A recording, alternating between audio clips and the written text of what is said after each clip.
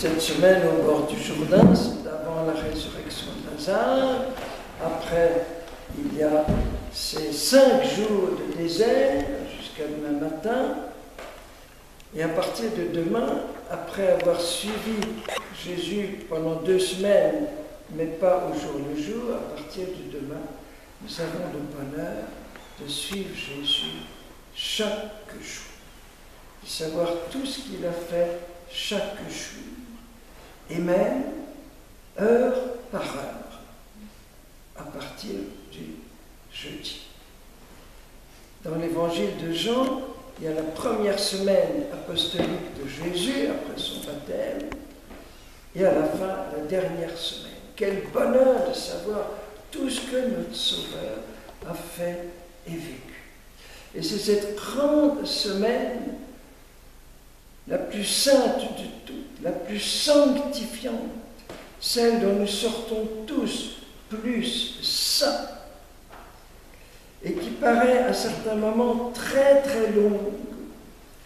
Voilà, il ne reste plus que 8 jours avant Pâques, avant la résurrection de Jésus, disons 9 encore, 8 à partir de demain.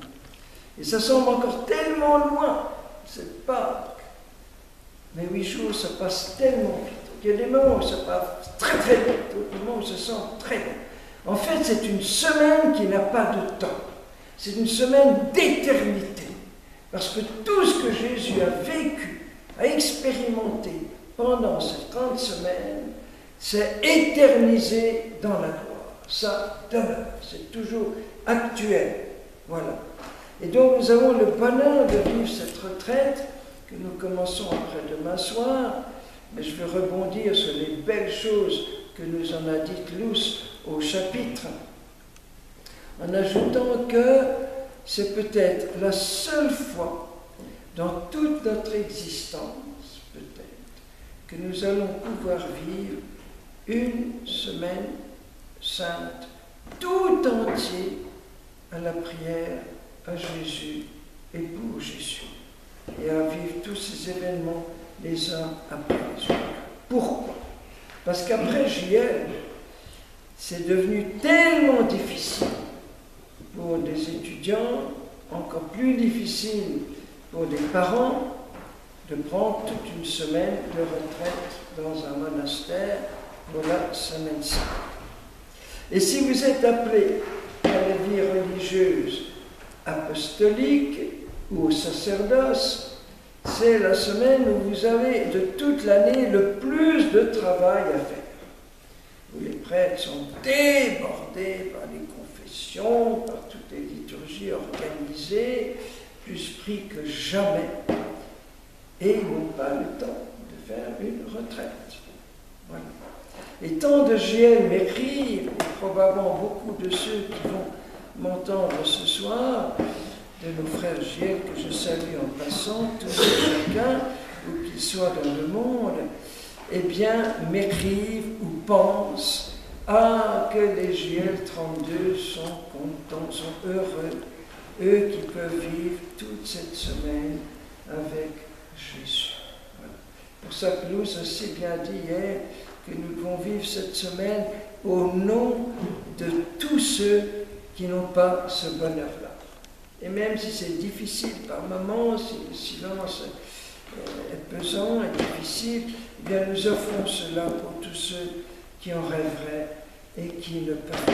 Nous serons les ambassadeurs auprès de Jésus. Voilà. Et toute cette semaine n'a qu'un seul but, c'est que nous aimions plus intensément, plus ardemment, plus profondément notre Jésus. Personne ne peut se risquer à dire « j'aime assez Jésus ». Ça suffit, je l'aime, bon, basta, ça suffit. Est-ce qu'on n'a jamais entendu un amoureux ou une amoureuse dire une chose pareille à son amant ou son fiancé? « Oh, je t'aime assez, voilà, ça suffit, là, je ne peux pas t'aimer plus que je t'aime maintenant. » Voilà. Et donc, nous devons grandir dans un amour en crescendo, et rien comme une semaine sainte ne nous aide à aimer l'amour qui nous a aimés jusque-là. Et l'amour n'est pas assez aimé comme le criait notre François d'Assise. C'est pour ça que Thérèse disait aimer et faire aimer l'amour qui n'est pas assez aimé. Et c'est tout le but d'une mission. Mais comment est-ce qu'on peut partir en mission, essayer de faire aimer Jésus si nous-mêmes on ne l'aime pas déjà à la folie? Voilà. Et nous rappeler que nous sommes venus à JL finalement uniquement pour ça. Pour aimer plus Jésus et donc le faire aimer. Voilà. Voilà. C'est vraiment ça. Tout le reste est secondaire. Tout le reste. Jesus, number one. Number one. Voilà.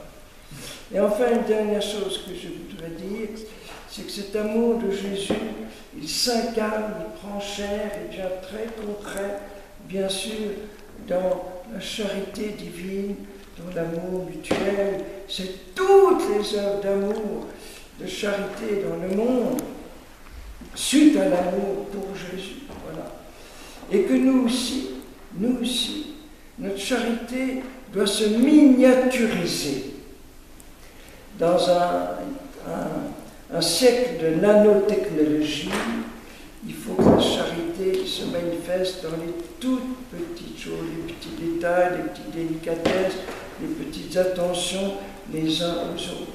Mais aussi, et c'est ça qui n'est pas trop dit aujourd'hui dans l'Église, par les petits renoncements, les petits sacrifices, les petites mortifications qui peuvent sauver des âmes.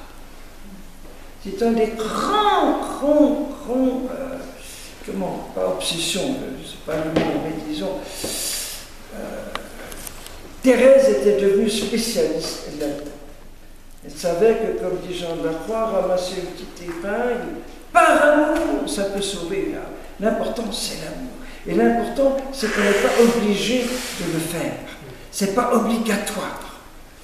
Et donc, quand je vais me priver un petit peu pendant le carême de beurre que j'aime, de confiture que j'aime, même d'un seul sucre en moins, si c'est fait par amour, je peux faire que quelqu'un de ma famille entre au ciel plus rapidement et termine son purgatoire plus rapidement. C'est incroyable, la dimension presque infinie de toutes petites choses, à condition qu'elles soient vécues par amour. Je ne vais pas me priver de confiture ce matin parce qu'un aîné risque de venir ou un veilleur en disant mais qu'est-ce que ça, tu as de la beurre, de la confiture vendredi carême.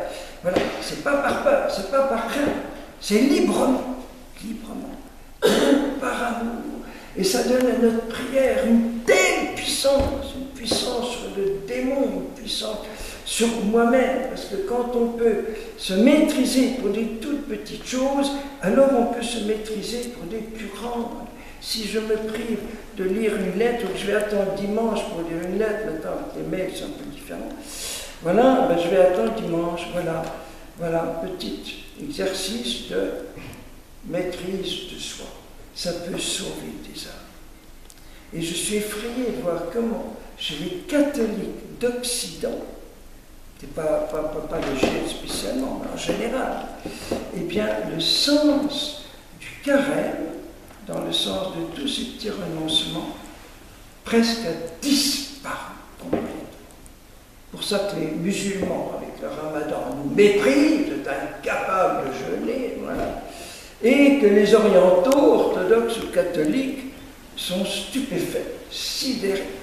En Lituanie, j'ai un petit garçon, comme ça, alors quelqu'un lui offre des chocolats, il a le courage de dire « Ah non, ça c'est pour Pâques. » Voilà, un petit garçon, c'est nos maîtres. Ah non, ce sont...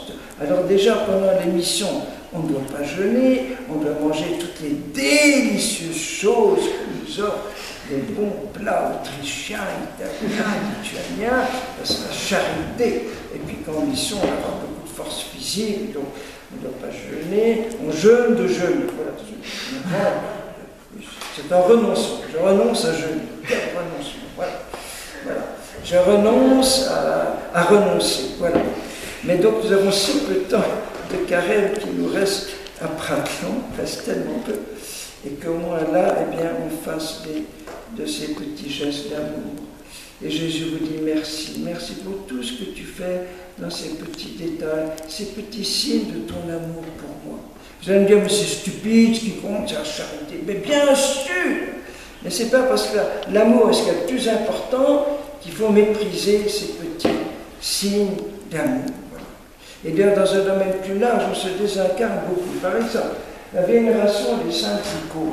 J'en ai déjà parlé quelques fois.